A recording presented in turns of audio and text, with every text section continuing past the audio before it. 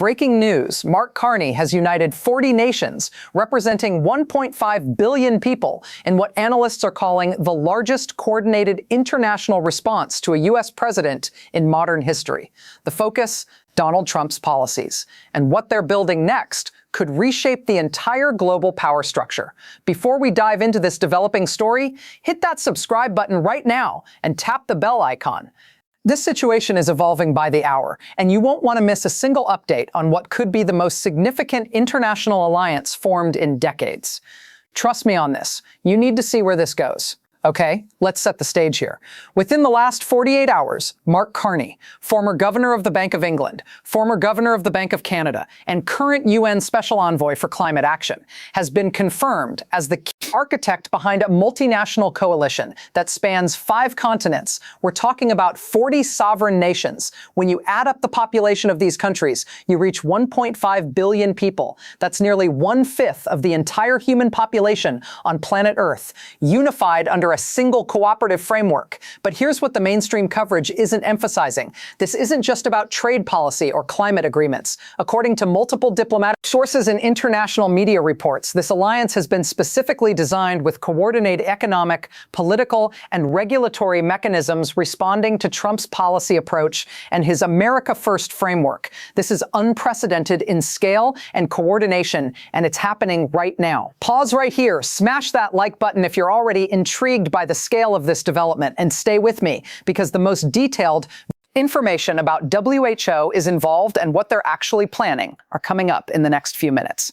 You won't believe some of these details. Here's where it gets serious. The trigger wasn't a single event. It was a calculated response to 3 specific policy developments. First, Trump's announced return to aggressive tariff policies. In recent rallies and policy statements, Trump has committed to reinstating 25% tariffs on Chinese goods, 10% universal baseline tariffs on all imports, and potentially higher tariffs on countries that reduce dollar usage in trade.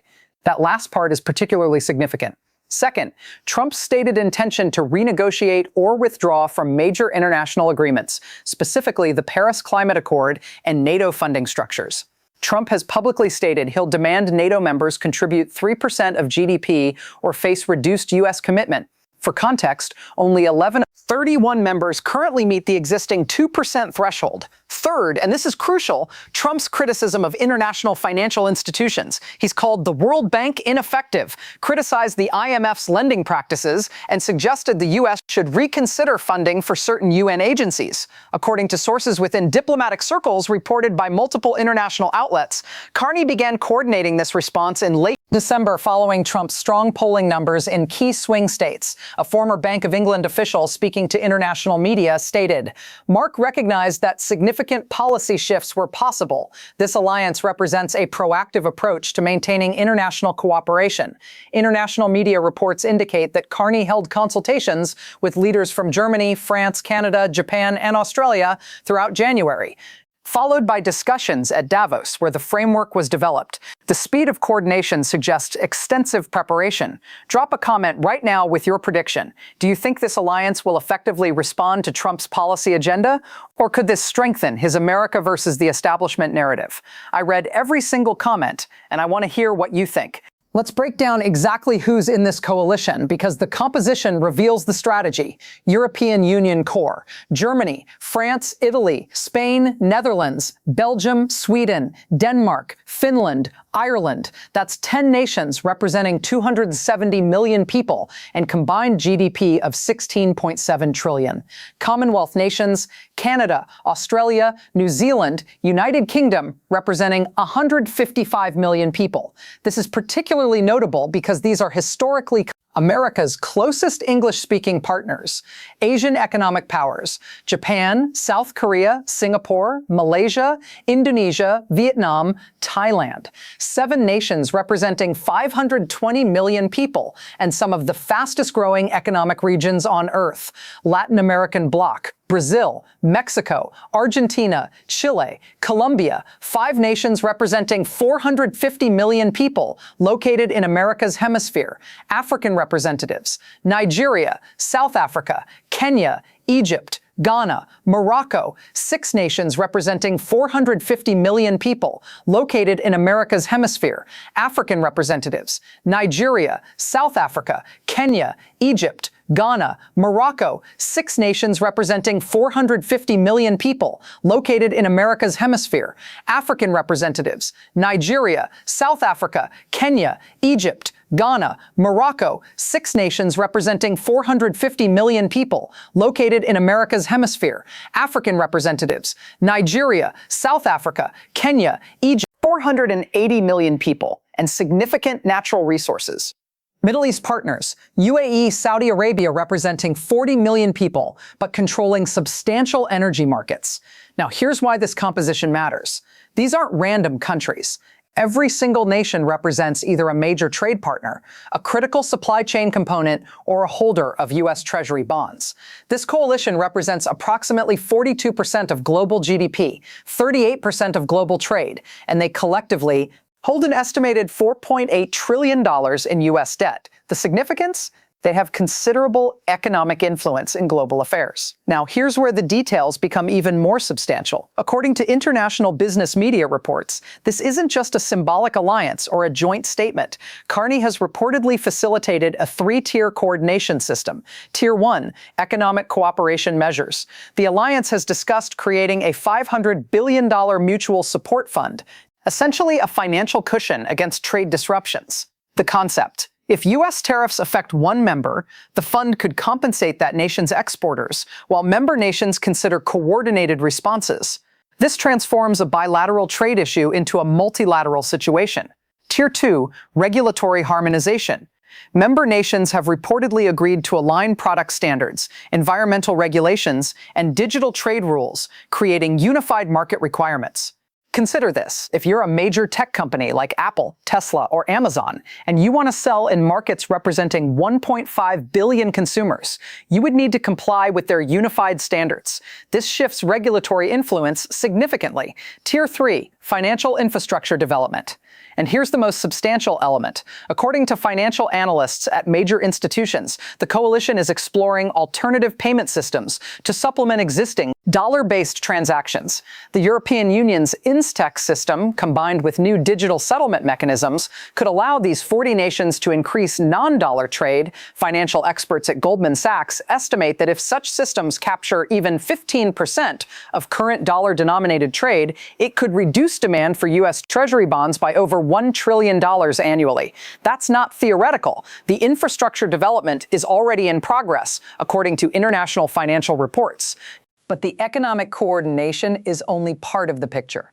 There's a parallel political framework that's equally sophisticated. According to diplomatic sources reported in international media, Carney has facilitated discussions where member nations have committed to: 1. Support legal and diplomatic responses to unilateral policy changes through international institutions. This means coordinated positions at the WTO, joint diplomatic statements, and aligned positions in international legal frameworks. 2. Increase funding for international policy research organizations. According to reports, substantial resources, amounts vary by source, have been allocated to think tanks and policy institutes that analyze trade, climate, and international relations issues. 3. Maintain international agreements and frameworks regardless of U.S. participation. If the U.S. withdraws from certain agreements, these 40 nations have committed to continuing those frameworks independently, creating parallel systems where America wouldn't have direct influence. Former U.S. Trade Representative Robert Lighthizer, in a public statement, called this the most sophisticated, coordinated international response he's observed in his career. That's a significant assessment from someone with decades of trade negotiation experience. The measurable scope: Trump would face coordinated responses from nations representing $38 trillion in GDP, 40 voting positions at the UN, and the capacity to maintain global frameworks without U.S. participation.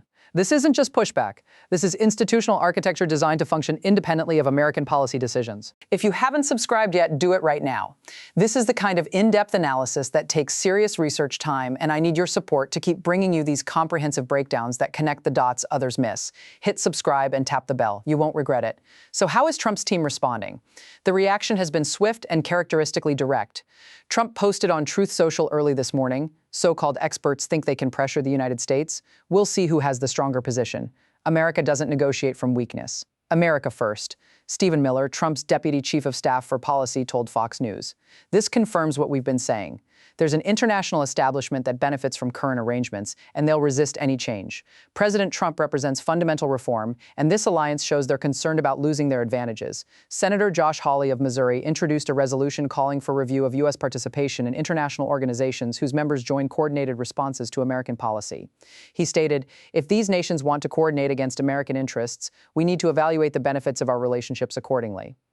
On the other side, the response has been more measured but equally significant. Former President Obama hasn't commented directly, but sources familiar with his thinking told Politico he views the coalition as a natural response to policy uncertainty in international relations. Senate Majority Leader Chuck Schumer released a statement, "When America steps back from international leadership, other nations fill that space. This alliance is a direct result of unpredictability in U.S. foreign policy approach." Former Secretary of State Hillary Clinton commented on social media, "Turns out the world doesn't pause while America debates its direction. International cooperation continues. Leadership and alliances matter deeply."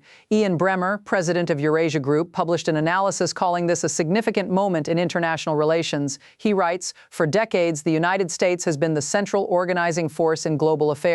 This coalition represents nations creating coordination systems that function independently of U.S. leadership."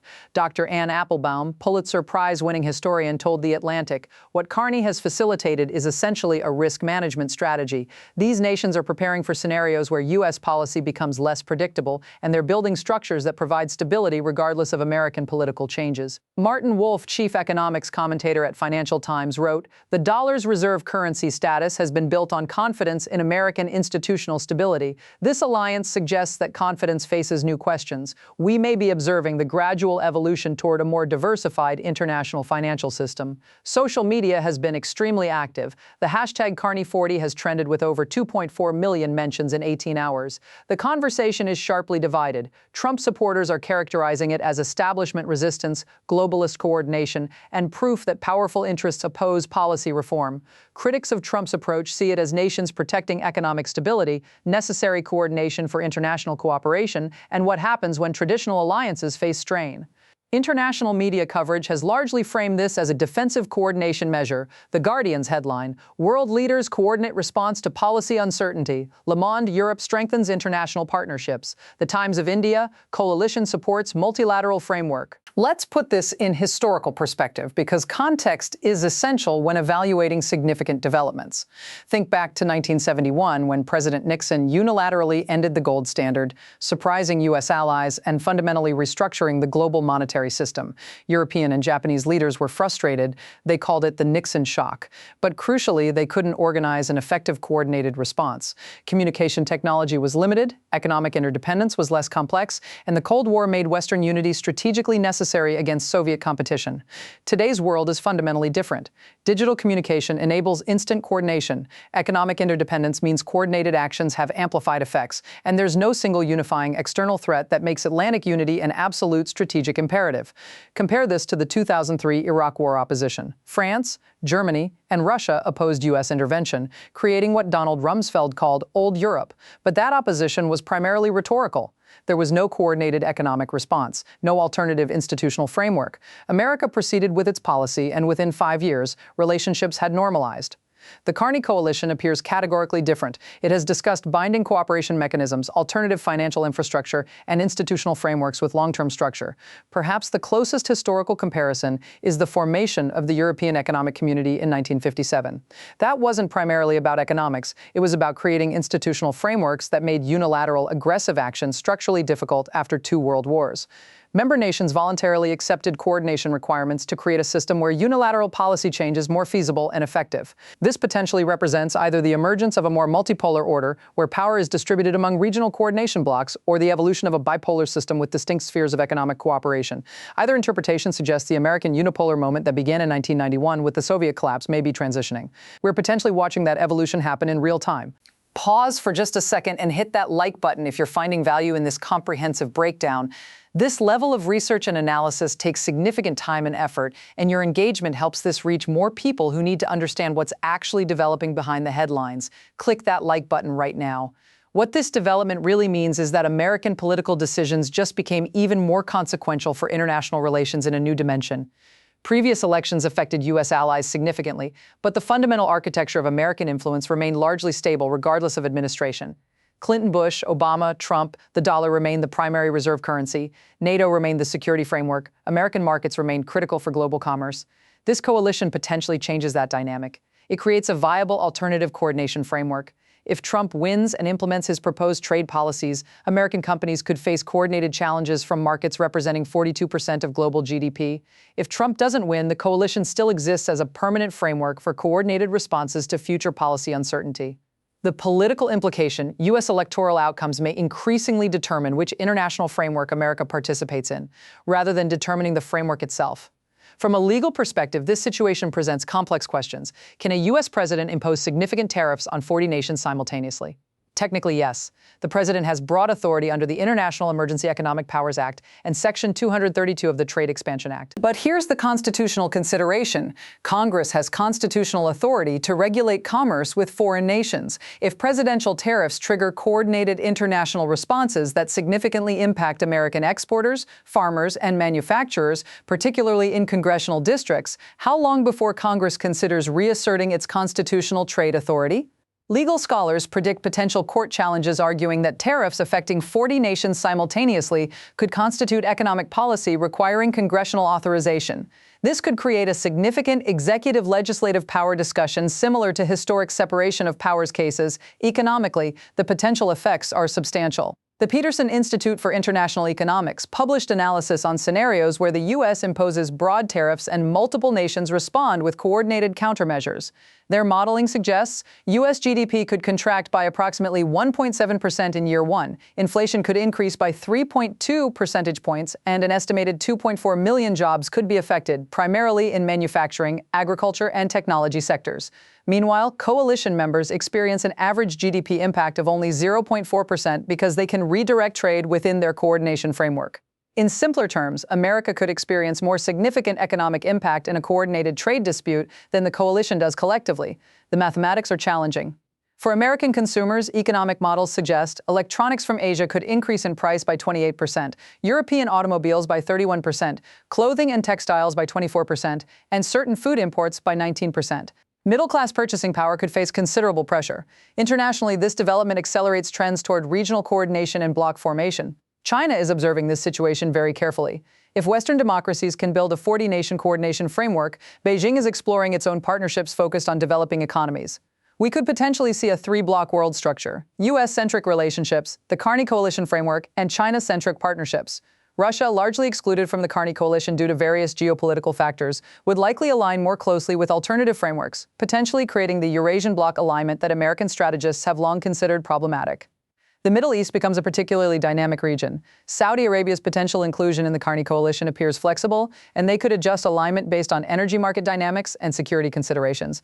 This isn't the multipolar world of the 1930s, it's something more complex. Some analysts call it networked multipolarity, where nations maintain relationships across multiple overlapping coordination frameworks, creating intricate webs of competing and complementary interests. So here's what to watch for in coming weeks and months, because the timeline of developments matters significantly. Within 72 hours, expect Trump to announce specific policy responses. Based on his historical pattern, this will likely involve statements about potential tariffs on specific sectors, possibly EU automobiles or Canadian resources, designed to test coalition solidarity by targeting economically sensitive members. Within 2 weeks, watch for the coalition's first real test. If Germany or Canada seeks bilateral arrangements, the coalition's unity faces questions. If they maintain coordinated positions and activate mutual support mechanisms, this becomes a durable framework. Within 30 days, congressional Republicans face strategic decisions. Do they support aggressive tariff policies, even as constituents in agricultural states, manufacturing regions, and tech centers raise concerns about market access? The midterm election political calculations become important. Within 90 days, legal challenges will likely reach federal courts. Expect cases from U.S. companies arguing that certain tariffs exceed presidential authority, along with constitutional questions about whether extensive trade policy changes require congressional authorization. Scenario analysis: optimistic scenario for Trump's approach. The coalition experiences internal divisions within 6 weeks. Nations with heavy U.S. trade dependence, Canada, Mexico, potentially UK, negotiate bilateral arrangements. The remaining nations lack critical mass, and Trump can claim success in reasserting American negotiating strength.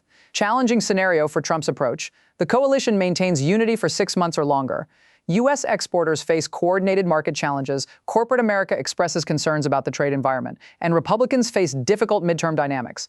Trump's policy approach requires significant adjustment. Optimistic scenario for coalition. The framework proves valuable, maintains member support, and becomes permanent international architecture. Within 5 years, a more balanced multilateral trading system emerges where unilateral policy changes by any nation face coordinated responses. Global commerce becomes more stable but less dominated by any single nation. Challenging scenario for coalition. Internal divisions emerge between developed and developing member nations. Countries prioritizing U.S. market access over coalition solidarity create defections. The framework fragments, demonstrating that coordinated resistance to American economic power faces structural challenges. The stakes are historically significant because this situation will substantially influence whether America remains the central organizing force in international affairs or becomes one important power among several regional coordination centers. We're not observing a routine policy disagreement. We're potentially watching the architecture of international economic relationships evolve in fundamental ways. Okay, let's recap the essential points. 1. Mark Carney has facilitated a 40-nation coalition representing 1.5 billion people and 42% of global GDP, designed to coordinate responses to U.S. policy approaches. 2. This isn't symbolic. It involves substantive coordination mechanisms, alternative financial infrastructure exploration, and multilateral policy frameworks. 3. The historical significance is substantial. This could mark a major transition in how international economic relationships function and how much unilateral influence any single nation can exercise. 4. The implications will unfold over months, not years, and the timeline suggests we'll see major developments very soon. This story is far from over. In fact, it's just beginning. Subscribe right now so you don't miss the next developments, because I guarantee you this situation will continue evolving. Hit that subscribe button, tap the bell icon, and you'll be among the first to know when significant changes occur. Comment below with your analysis. Do you think this coalition will maintain unity, or will it fragment under pressure? What do you predict happens in the next 30 days? Let's discuss this because I genuinely want to hear your informed perspectives. Until next time, stay informed, stay engaged with important issues, and remember, understanding the full context of developing stories is more valuable than reactive hot takes.